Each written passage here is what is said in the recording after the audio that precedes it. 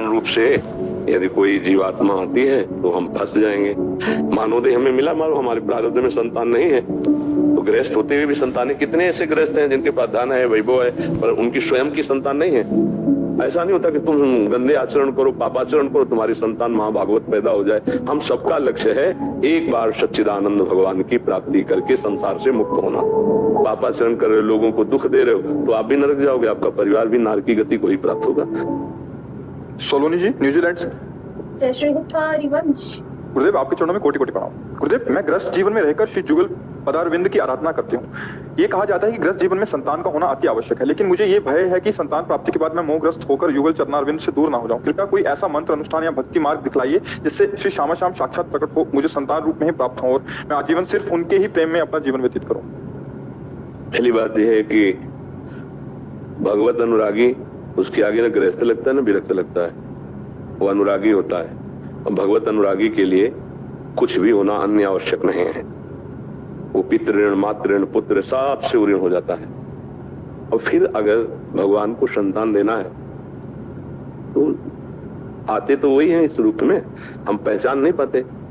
हमको ये भी नहीं सोचना है कि संतान रूप से यदि कोई जीवात्मा आती है तो हम फंस जाएंगे। नहीं, ऐसा नहीं है। मानो अगर ऐसा ही भाव रखेंगे तो फिर हम न जगत की सेवा कर पाएंगे, क्योंकि जगत भगवत स्वरूप है।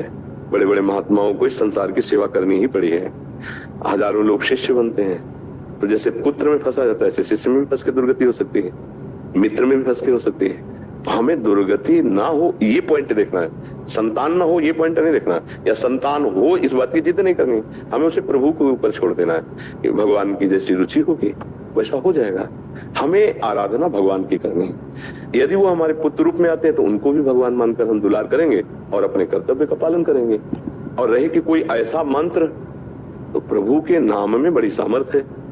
वो हम चिल्ला चिल्ला के कहते हैं राधा राधा राधा राधा, हरि को खरीद लेने के लिए समर्थ है राधा नाम। अगर हम राधा राधा रट रहे हैं तो किशोरी जी भी प्रसन्न है और लाल जी भी प्रसन्न है। पर हमारी कोई शर्त नहीं होनी चाहिए कि संतान होना चाहिए या नहीं होना चाहिए। इसमें हटा के चतुरासी जी की प्रथम लाइन क्या है, जोई जोई प्यारो करे सुन।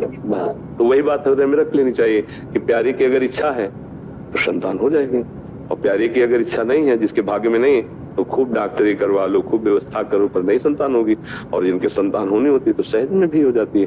हम उस विषय को प्रभु के ऊपर छोड़ देते हैं और अपने चित्त का चिंतन प्रभु में लगा देते हैं। तो संतान होने पर भी चिंतन प्रभु का करना है और ना होने पर भी प्रभु का करना है। तो अब जिसका हम चिंतन करते उसकी हमें प्राप्ति हो जाती है, प्रभु का हम चिंतन करते प्रभु की प्राप्ति हो जाएगी। ऐसा नहीं सोचते कि संतान प्रभु प्राप्ति में बाधक है, और ऐसा भी नहीं सोचते कि संतान होना जरूरी ही है, ऐसा भी नहीं है। मानव देह हमें मिला, मानो हमारे प्रारब्ध में संतान नहीं है, तो गृहस्थ होते हुए भी संतानें, कितने ऐसे गृहस्थ हैं जिनके पास धन है, वैभव है, पर उनकी स्वयं की संतान नहीं है, क्योंकि उनके प्रारब्ध कर्म में संतान योग नहीं है। चाहे पुत्री हो या पुत्र, संतान योग नहीं, तो अब उनका जीवन व्यर्थ हो जाएगा क्या? नहीं, डट के भजन करो, भगवान की प्राप्ति कर ले, प्राप्त खत्म, सब ऋणों से मुक्त हो गए। अच्छा, संतान हो गए तो क्या विमान आ जाएगा क्या तुम्हारे लिए? है संतान हो गई और वो दुर्गति प्रदान करने वाले आचरण तुमने किए तो तुम्हारा पुत्र महाभागवत थोड़ी पैदा हो जाएगा, तो फिर दुर्गति से थोड़ी बच जाओगे। संतान हो गई तो दुर्गति से बच जाओगे क्या? हाँ, भगवत भक्त संतान हो जाए वो तभी होती जब आप में आचरण हो भक्ति के। ऐसा नहीं होता कि तुम गंदे आचरण करो, पापाचरण करो, तुम्हारी संतान महाभागवत पैदा हो जाए। वो कभी किसी महात्मा का कोई वरदान हो, कोई कृपा हो, बात अलग है। जैसे हिरण्यकश्यप जैसे राक्षसी भाव वाले के यहाँ गर्भ में पुत्र था तो देवर्षि नारद की कृपा हो गई तो भक्त प्रहलाद जी हो गए। ऐसा तो ये तो कभी संयोग संतों की कृपा से, पर पिता के और माता के आचरणों का संतान पर प्रभाव पड़ता है, क्योंकि उसी से तो उसकी रचना होती है।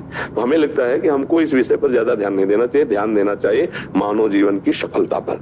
चाहे गृहस्थ हो, चाहे विरक्त हो, चाहे संतान युक्त हो या संतानहीन हो, हम सबका लक्ष्य है एक बार सच्चिदानंद भगवान की प्राप्ति करके संसार से मुक्त होना। अपने अपने कर्तव्यों का पालन करें। गृहस्थ है, कोई नौकरी कर रहा है, कोई किसानी कर रहा है, अपने अपने कर्तव्य ही पूजा है, और बीच बीच में नाम जप कर रहे हैं। कोई पापाचरण नहीं करे, किसी को दुख नहीं दे रहे, तो भगवान की प्राप्ति निश्चित होगी। और पुत्र है, सब कुछ है, खूब अधर्म आचरण करके धन कमा रहे हो, पापाचरण कर रहे हो, लोगों को दुख दे रहे हो, तो आप भी नरक जाओगे, आपका परिवार भी नरक की गति को ही प्राप्त होगा। ऐसा थोड़ी पुत्र हो गया तो परम पद मिल जाएगा, जिनके पुत्र नहीं वो नरक जाएंगे। ऐसा है क्या सिद्धांत? हाँ, ऐसा सिद्धांत नहीं।